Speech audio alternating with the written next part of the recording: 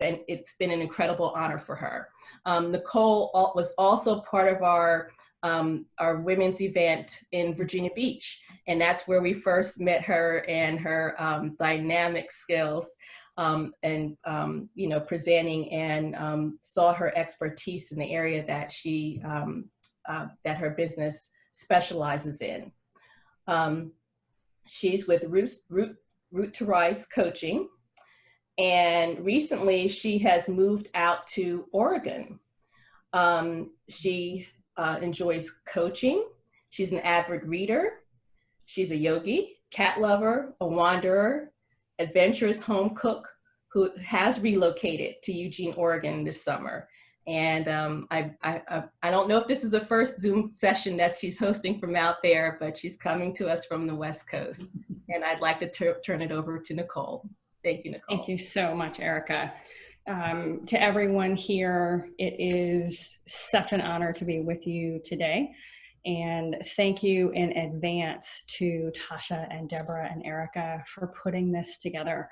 2020 has been extraordinary, and the why behind this series is really to support and empower all of you as women in business.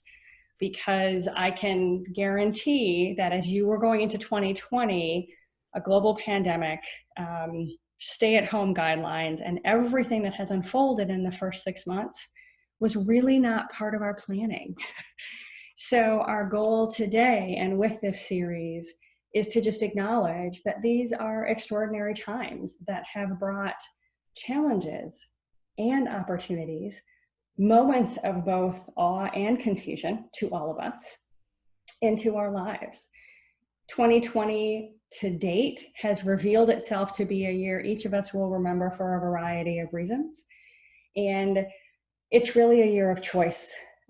As I continue to think about where we are and where we're headed, in my mind, it comes down to it being a year of choice. Will we go it alone? Will we try to lone wolf it? Or will we be in this together with other people? Because what I know is true is that together, it doesn't seem so heavy. It just doesn't. When you have a person that can walk alongside of you, when you have a community that you can engage with, we find ourselves in a position of strength and resilience and momentum and support. And whether or not we are good at asking for all of those things and asking for help, it's something as human beings that we all need. So my objective in these next 5 weeks and in our session today is to create community and establish some connections and start a conversation, reflect, but also to know very clearly what Erica said, that we are not alone. Wherever we are in this entire trajectory of our business, with COVID, with reopening, it's exactly where we need to be, and we're not the only ones that are there. So, as Erica kind of introduced me, I'm a former school leader. I was a school person for over 20 years and loved it. I found teenagers endearing and engaging, and I loved that work.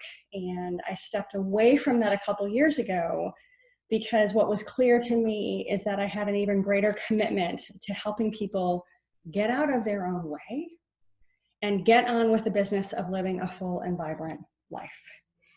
So Tasha is going to be kind of my wing woman in this today, and she's going to be putting up some slides for us as we go through this. So I'm going to ask her to do that. And as she's doing that, let me say to all of you that this really is a conversation. This is an opportunity to, if something I say or someone else says hits home, put that into the chat. If you have a question that comes up, engage, put those questions into the chat. If you see a friend that's here, feel free to say hello to them. There's tremendous wisdom in our room today. And one of the opportunities in front of us is actually to start to tap into that. Because one of the things that I might be struggling with, one of you may have an answer for, and one of you may have already been there. So sharing that collective wisdom and being in community and being in the spirit of collaboration is actually what's going to move us forward. So we're going to begin this whole series with pausing for a moment and actually just giving ourselves credit. We're going to pause for a second. And if Tasha, you can advance that slide, that would be lovely. Because in order to figure out where we move forward, it's important for us to just be in this moment and to acknowledge where we've been and what we've accomplished. And I don't know if this might be true for you. If it is, absolutely let me know. Over the past 5 months, have you given yourself the opportunity to just stop for a moment and reflect on everything that you have accomplished since the beginning of the year? I'm guessing that many of you, as women in business and as business leaders and as leaders in your community, when January rolled around, you had goals and objectives and aspirations for your organization, for your team, and for yourself. And those may have unfolded brilliantly and very smoothly. And then an uninvited house guest showed up in March. And this uninvited house guest, called COVID, challenged us to navigate uncertainty and fear of the unknown, and challenged us to figure out how to navigate and deal with an incredibly long list of unanswered questions. COVID called each of us into a place of needing to confront something that we knew nothing about. It was grow time as we pushed ourselves out of our own comfort zones and into this new reality and this new experience. So I ask you to consider for a couple moments. During this time, how have you found ways to get it done? How have you found ways to days of survival, days of thriving, to put one foot in front of the other? How have you cared for yourself and cared for other people in your life? Recognizing that it may not have been how you had anticipated or planned.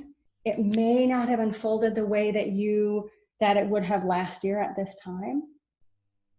But pause for this moment and say, what did I accomplish? How did I get that done? If you're a parent, your children were now home all of the time. That is a 180-degree shift from having them in schools. Consider for a moment how you navigated that significant change. For many of you, if you have a spouse or partner, they may have been home all of the time with you in the same space with them. A lot of relationships are incredibly close. This was a very tight quarters for an awful lot of people. Suddenly, your entire living space transformed. How did you make it work? If you're a business owner, many of you were forced to make dramatic and drastic changes quickly. How did you make those shifts? I know pivot is probably going to be one of the biggest buzzwords probably for the next decade or even for the rest of my life. How did you pivot? How did you respond to needing to make life-altering and business-altering decisions?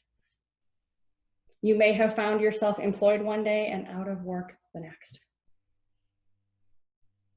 You may have been relying on your community for support. You may have been the person offering the support. So if we stop just for a moment and start to think about where we were and the different things that we have accomplished, it's incredibly powerful. Some of you have shifted your businesses, and others have strengthened their place in the market, because COVID has been a completely different experience for all of us, and we're going to dive into that today as well. So in this moment of this first pause, I would love for everyone to drop something into the chat, add to the chat, what is one thing that you accomplished since the opening of 2020? One thing that you may not have really thought about until today.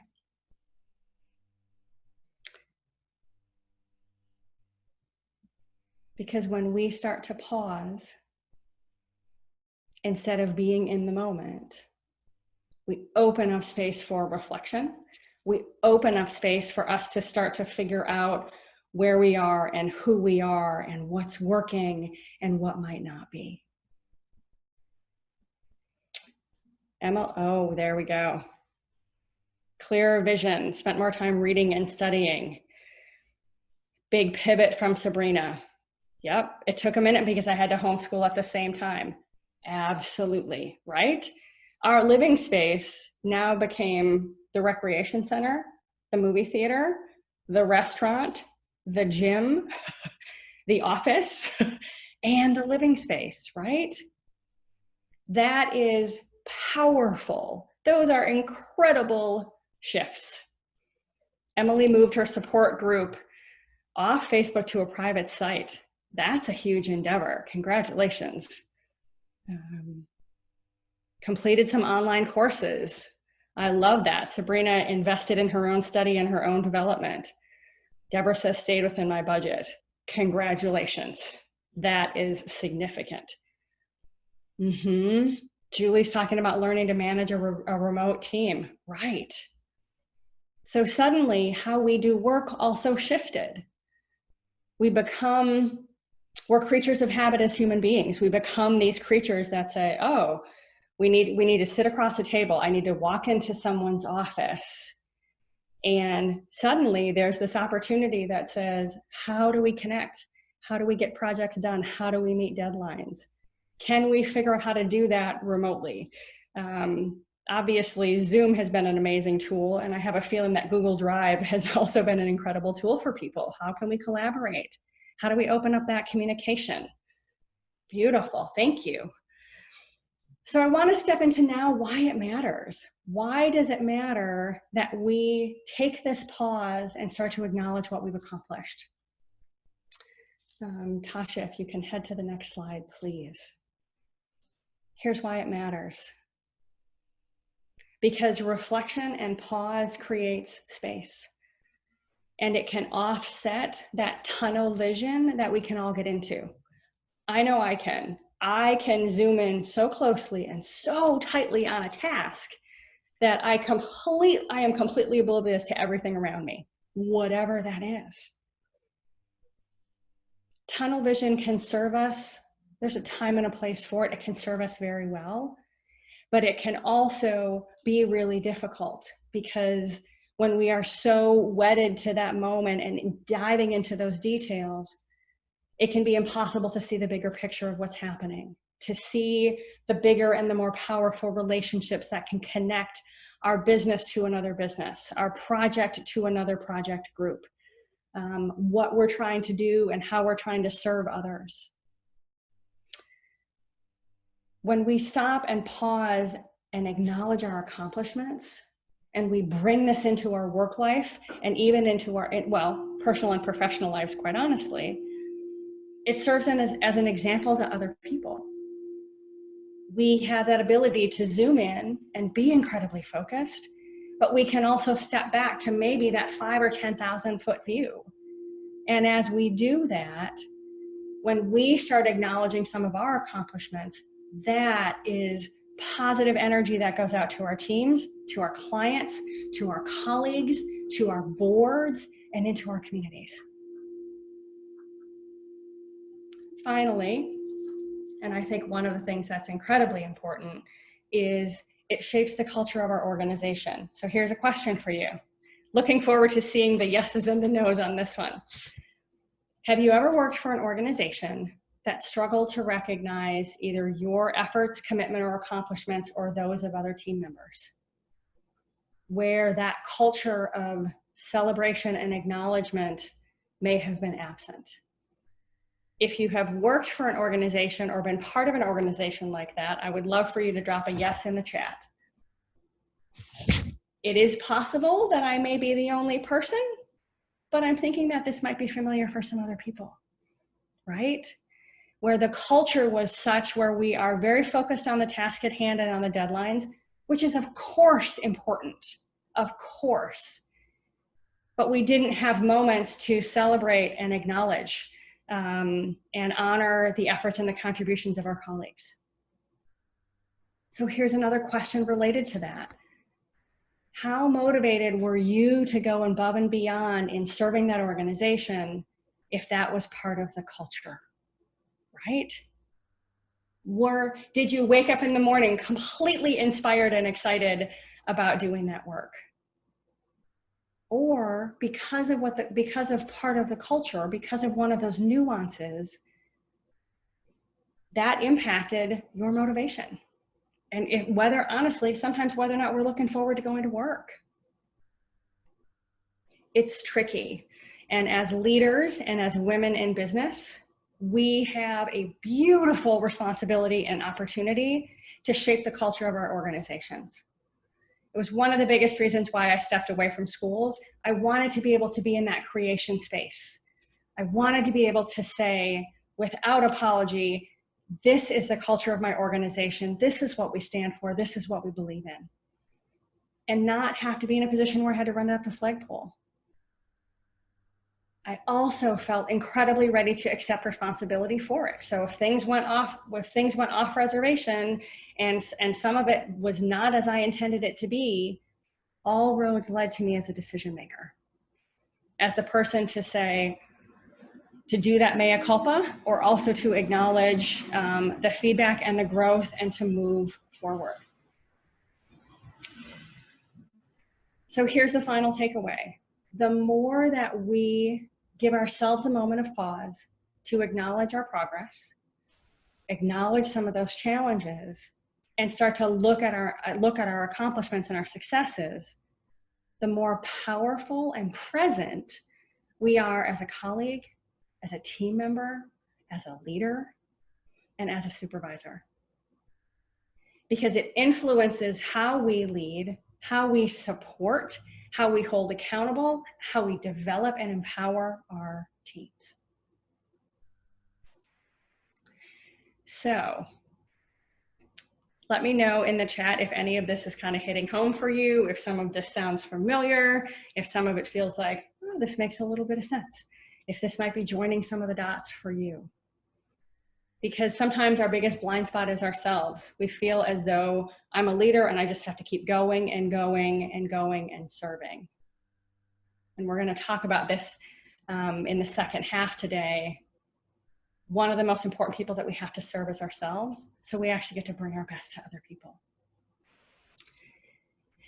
So what we're going to do now, and yep, thanks, Barbara. So if Tasha wants to advance to the next slide, what we're going to do right now is take a little bit of a pause, and we're going to put everyone into a breakout group where you have an opportunity to do a little bit of an introduction.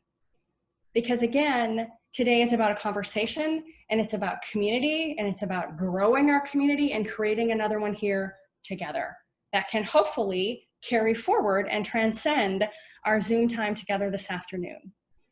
So in this breakout group, what I would love for you to do is a brief introduction, who you are and what you do and the why behind what you do. Because our why becomes an incredibly powerful motivator. And I will share my why with you.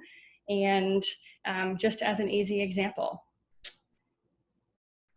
I founded Root to Rise Coaching because I am committed to empowering overscheduled men and women who are flirting with burnout to learn ways to nourish themselves so they are thriving confidently and leading confidently in every area of their life. I do this work because I was early in my career as a school administrator and I loved the position that I was in. I had the job that I wanted. I was at the institution that I wanted, and it was completely sucking the life out of me. I had not figured out how to take as good of care of myself and nourish my own self, mind, body, and spirit as I was taking care of everybody else. And it was a pivotal moment for me to be able to look myself in the mirror and say, I need to look at how I'm living, because I've gotten to this place where I'm doing things that I love, but there was still a big disconnect for me. So going forward, I tried to start conversations at different institutions about how we're living and how we are caring for ourselves and the power of our organizational culture, and with varying levels of success. What I realized is that I was actually the person that I was waiting for to start that conversation. So my primary objective is to actually circle back into schools and into small businesses and have that conversation between morale and turnover and culture, and bring this whole variable of burnout into the conversation. Because we don't have to live the way that I was living. And I know from being in schools for a very long time, it is incredibly common. And there's another way to do it. So that's my why for stepping away from schools, stepping out of my administrative office and into the world of being a women's business owner. So Tasha, because she has all these mad skills and she's the mastermind behind all this, is going to put you in groups, and we'll give each person about a minute to do this introduction. You may want to take a screenshot of what you're going to be talking about, or you may be all set. So I'm going to have Tasha work her magic wand, and I will see everybody back. All right, everybody's coming back. Yep. Out of those breakout rooms.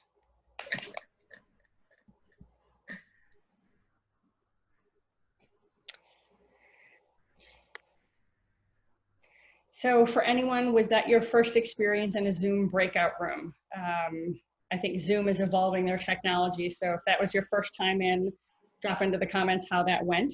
And for those of you, if you met a new person or heard something that really was insightful to you, either with who someone is or what they do or what their why is, put that in the comments as well. Just to see what's getting us inspired and what's resonating. Congratulations, Julie. First time in one of those rooms. Congratulations, Latrilla. It's fascinating.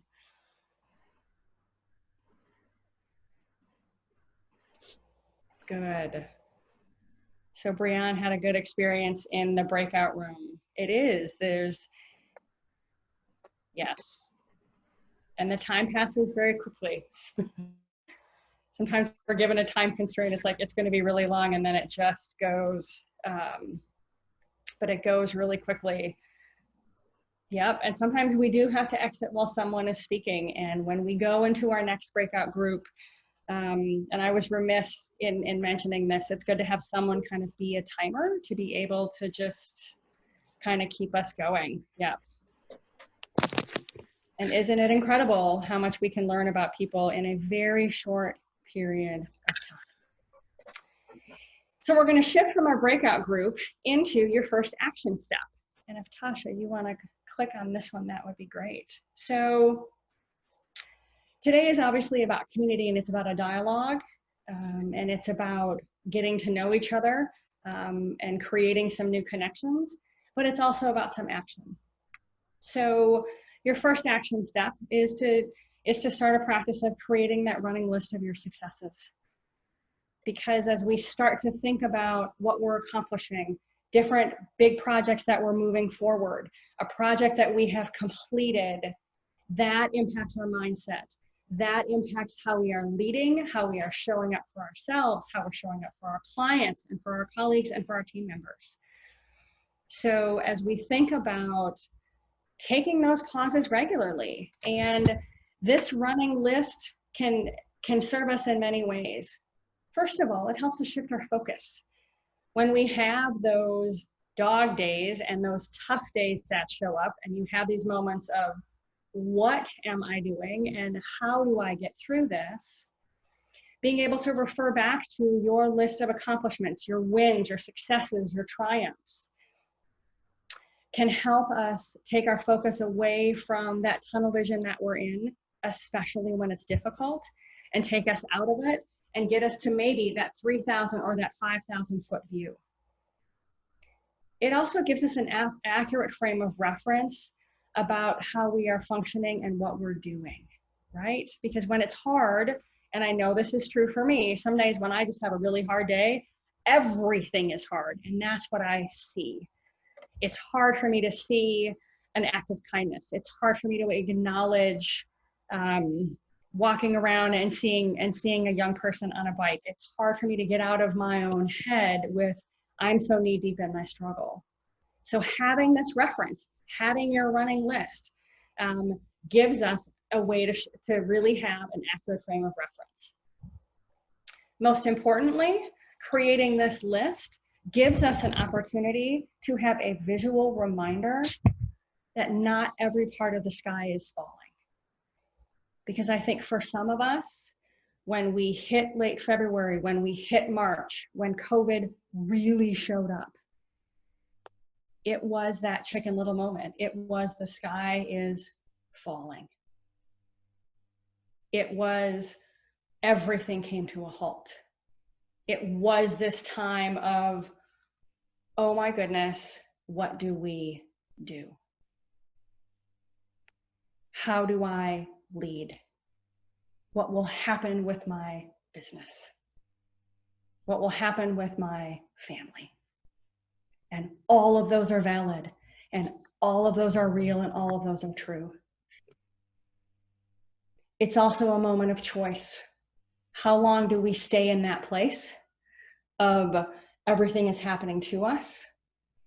And what are some of the easy steps that we can start to take that get us back into a place of some forward momentum? For me, my running list is in a Google Doc because I'm a big Google Drive fan. And I sit down at the end of every day and I write something down that I maybe moved forward. It might not have been finished, but it's now at a different place in its evolution.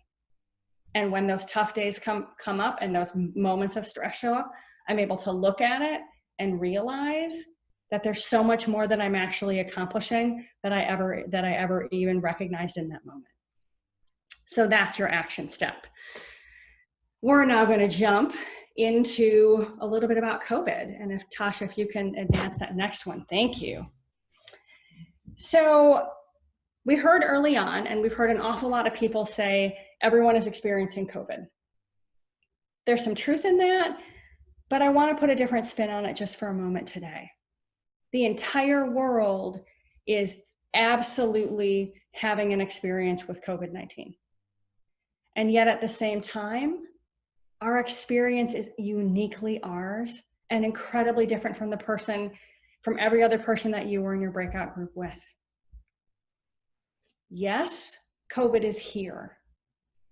And for some people, it has been absolutely a time of their business thriving and skyrocketing to a brand new level of success. For others, they have struggled and they have now closed. For some, they have temporarily shut down. They've had to do a lot of those pivots. They've had to do a lot of that reframing and figure out, how do I serve my community? How do I serve my clients? What is my niche? Can I continue my business how it is, or do I need to shift completely? So what I want to encourage you to do today is to recognize that, yes, the entire world is experiencing COVID, but for a moment to really consider what your own personal experience has been. Because when we step away from everyone's experiencing COVID and those generalizations, we can step into the game of specifics. And when something is specific and concrete, or as concrete as it can be, it allows us to try to figure out, how do we tackle it and how do we navigate it? When we're trying to deal with a sweeping generalization, it's almost impossible to figure out how to start. But when we distill it down into, the hardest part about COVID for me was, what I struggled with was this. Something that I was pretty nimble about is, and we take it down to our own experience, it allows us to process it in a completely different way. It can also take it from being something that is completely daunting and unknown and massive and overwhelming, and make it a little bit more bite-sized, not completely, but it makes it a little bit more bite-sized for us to stop and figure out, where do I go from here? So Tasha dropped in an article into the chat, and you're welcome to click on it now and kind of have it open in your browser or copy this link. It's from the Thrive Global newsletter that comes out, and it's an article that was published, I want to say April, and it really talks about the benefits of falling apart and feeling your feelings about COVID and how it has happened and how it has shown up in your life. There's going to be a couple more articles coming in today as well that just give us a different perspective. And honestly, sometimes give us permission to just feel how we feel. There is a time and a place for putting on our game face, and there is a time and a place for just bringing those walls down and feeling the heaviness of the moment, the heaviness of the week. Feeling those big emotions of confusion or anxiety or despair or even wonder at, how did this happen? So I think that article might be helpful to some of you as a really good resource. It'll take you to Thrive Global, and it's a great newsletter to get. I have to say, I get it every single day, and there are different articles from different voices from different people. And it gets me thinking, and it's a way that I get out of my own head, which is certainly helpful. So as we start to think about, what is my own experience during COVID?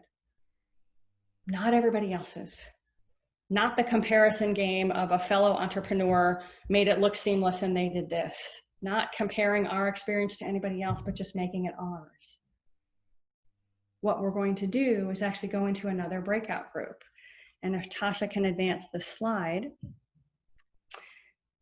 what I'm going to invite you to do is to take a screenshot of these questions.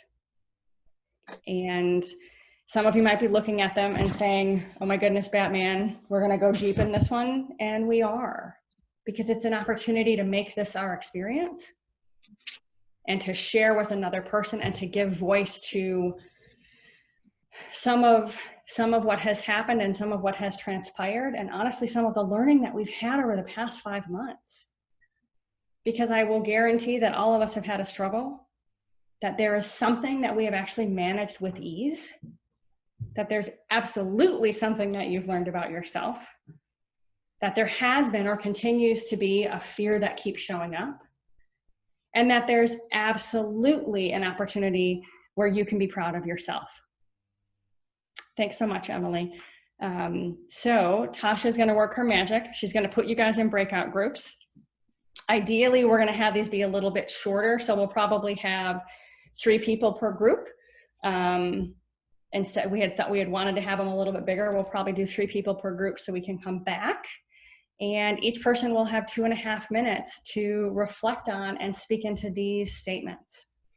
I would encourage you to have one person be a timer. That helps keep everybody on track. So Tasha, do your magic, and we'll see you guys back in a few minutes. There we go.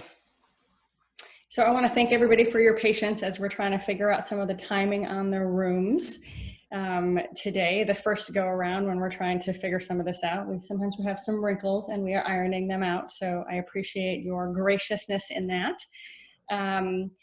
And interested, again, drop something into the chat. How was that conversation for you?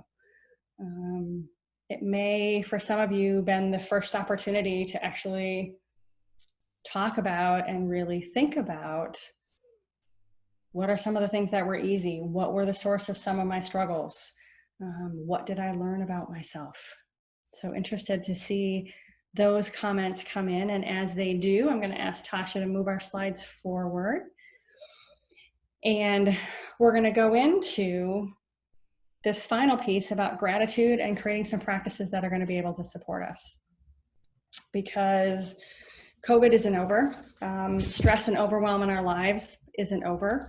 And it's also not unique to COVID and unique to 2020. So going into What can we start to do? Tangible things that we can do that help to move us forward. And as Erica said at the very beginning, get us back into this place of empowerment.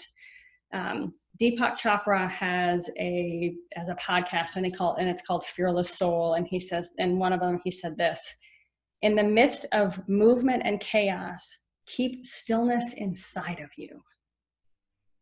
I love that. In the midst of movement and chaos, keep stillness inside of you. So the question then becomes, how do we do that? And one of them really speaks to the power of gratitude. And Tasha's going to be dropping in a couple articles for you that, again, come from Thrive Global. You're welcome to click on those links that really talk a little bit about gratitude as an empowerment tool. But I'm going to go to science instead. I'm going to go to the Greater Good Science Center at UC Berkeley. And in one of their studies that they published at the end of 2018, here's what they found: that those who practice gratitude experience fewer symptoms of illness, including depression and anxiety. They experience more optimism and happiness. They have stronger relationships, and they exhibit more generous behavior. Here are some additional benefits of gratitude: lower blood pressure, a stronger immune system, more restful sleep, more joy, more alert, and less isolation. So the physical and mental health benefits of gratitude are proven. And what does this mean? How do we do this? How do we start to get into that mindset of gratitude, of abundance? We're going to get there, but most importantly, and I hope one of the takeaways from today for all of you is this. Is there anybody in the room who thinks that self-care is selfish? Right? We talk about self-care. I know it's a buzzword. Here's what I offer to you today in this community as women and as business leaders and as women in business. Incorporate self-care as a business practice into what you do. And here's why. Because the greatest gift that you can give to your family, to your children, to your neighbors, your colleagues, your clients, your community, and your organization is a version of you that is rested and energized and thoughtful and present. And we want the quality of our presence to be powerful, not the depleted, exhausted version of it. So consider this very briefly.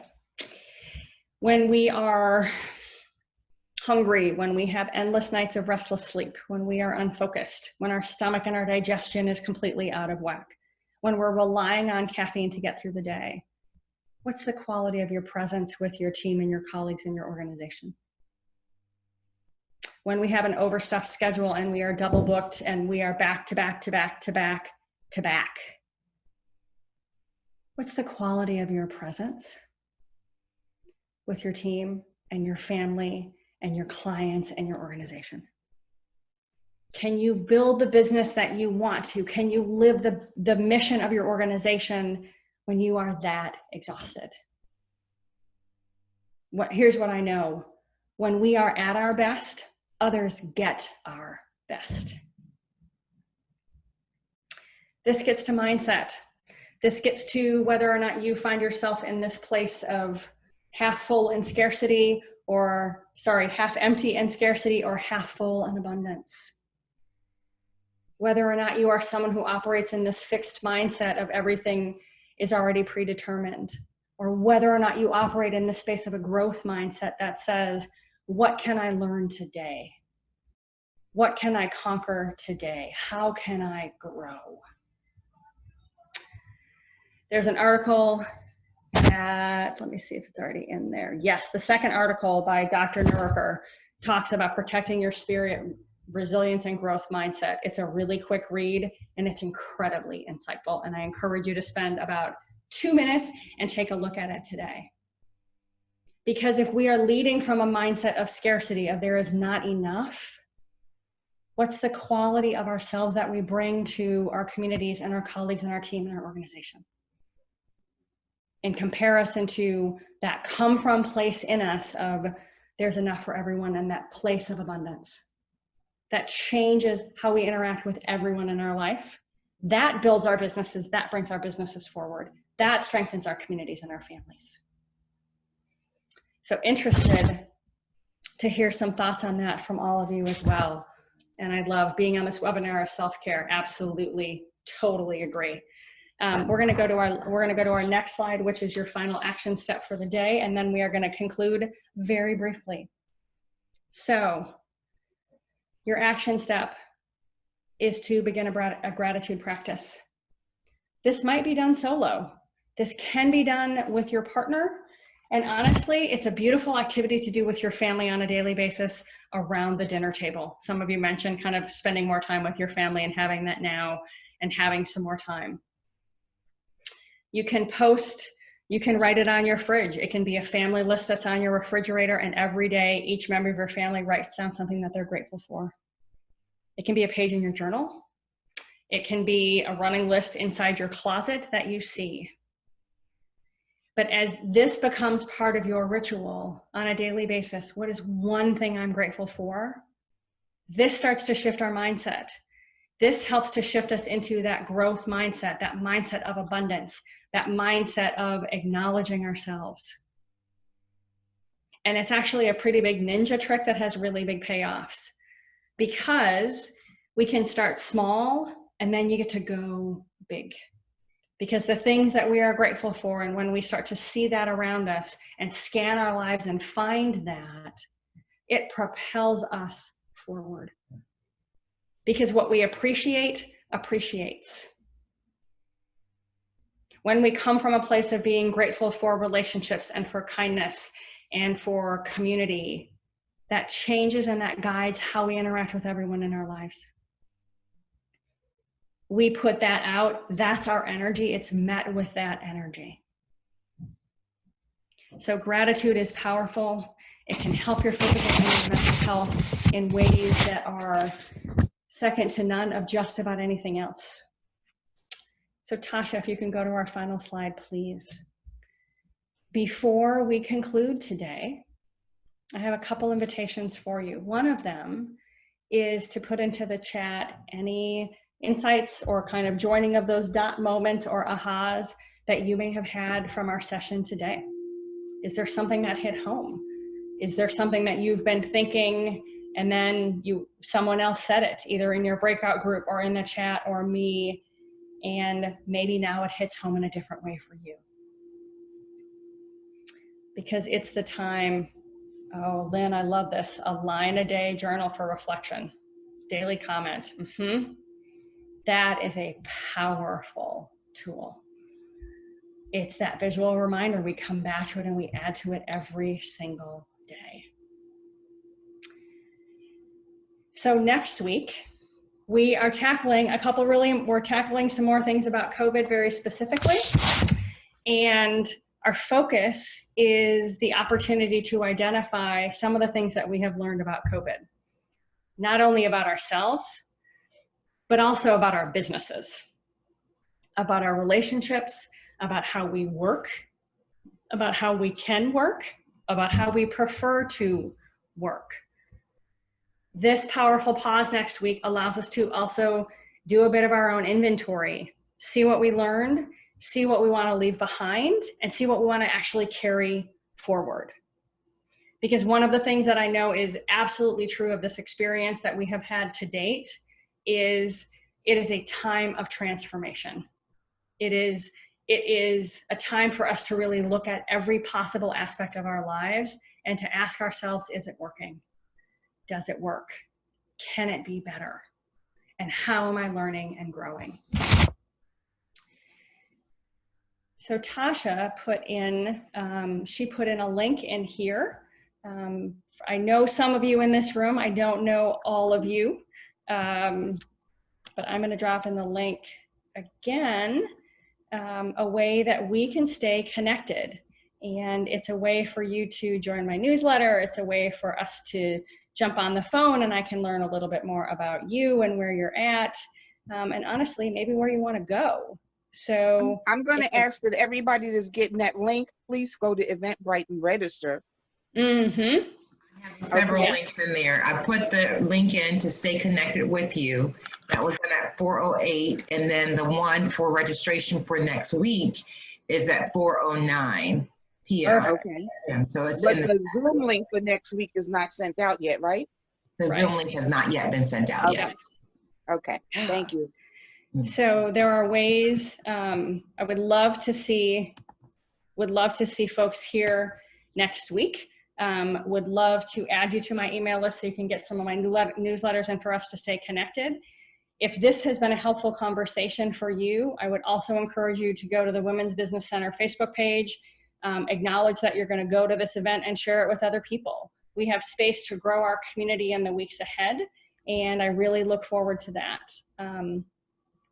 So if anyone, some of us are going to stay on here for a little bit longer. I know we're over time, so I know some people have to go.